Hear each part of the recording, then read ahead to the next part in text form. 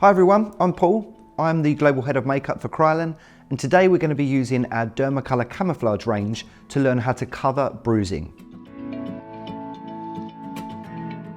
We're going to start using our Clean & Care micellar water. This is just going to remove any surface layer dirt that you can get just from daily life. It's going to remove any excess oils on the skin surface as well. The next step in our process is to apply the Dermacolor moisturizing cream, just so that the skin is hydrated. This will always ensure that it's a much easier application process. Now I'm just slightly dabbing on the moisturizer underneath the eye here, as this is the thinnest part of the skin on our entire face. So if you overload this area with too much product, what's going to happen is your product's going to crease. So the finer and the smaller layers of products that you can layer, the better. So we're going to focus on color correction on the eyes here.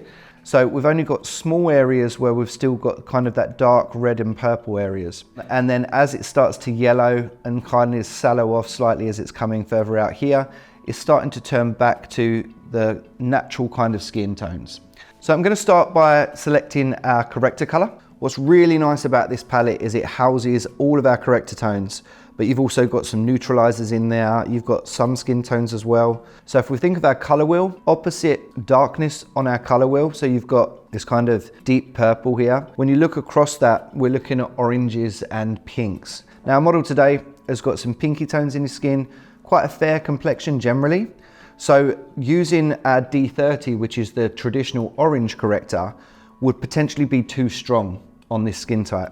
So we're going to look towards D32. You can see within the slight patches here of red pigmentation coming through, it's almost an exact match to the D32. If it helps, take your palette, hold it up to the skin and see what flecks of color you can see within the corrector tones.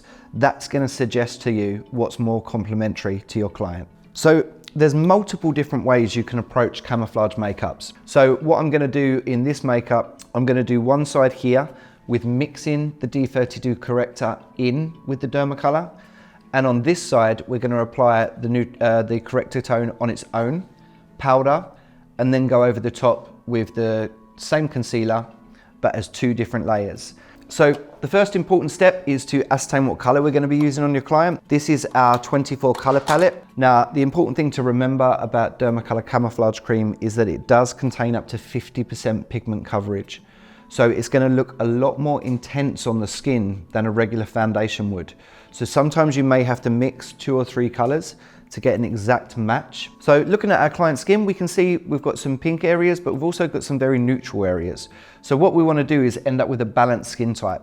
So I'm going to be looking at the more neutral areas, and that's going to be the color gradient that I'm going to kind of aim for. So I'm looking at the collection of colors that are around D50, D55. I'm going to try them on the skin. It's really important to warm it up on the palette before you apply it to the skin.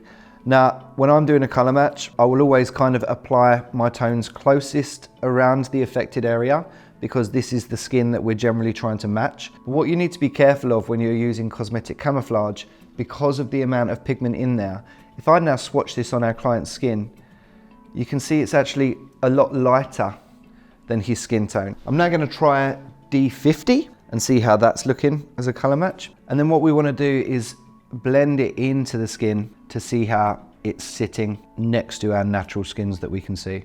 Now, when you're color matching with Dermacolor, it's always really important to do it in natural daylight. That will always give you the best indication of a true color match. So as you can see, D55 works really well here on the forehead. So we already ascertained that our corrector color would be the D32. So I've got 2 brushes that I'm using, one to apply the color and one for blending.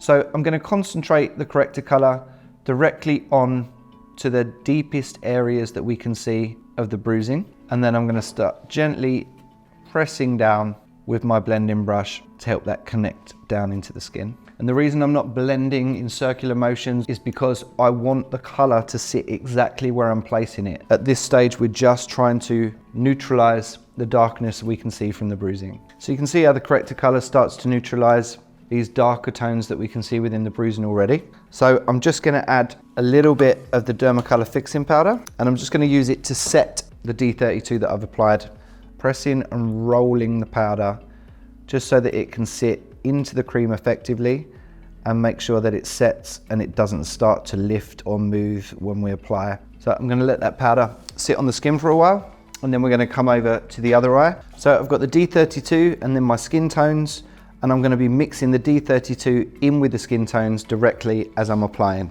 So I'm going to start with a stippling motion, and I'm just gradually building up that color. I've got an application brush and a blending brush again. So it's especially important in this scenario to warm the product on your palette, just so that you're getting a nice, smooth, creamy consistency before you apply it to the skin. Just applying a small amount on the eyelid itself. So what I'm going to do now is powder this other side. Just press and roll the powder so that the translucent powder is sitting into the powder puff. As well, I'm pinching the edges of my powder puff, and I'm pressing and I'm rolling the powder. We're just going to brush through over the eyelid just to kind of make sure that we've got no creases. Then I'm going to raise the brow slightly and just gently powder the eyelid. 10 to 15 minutes on the skin.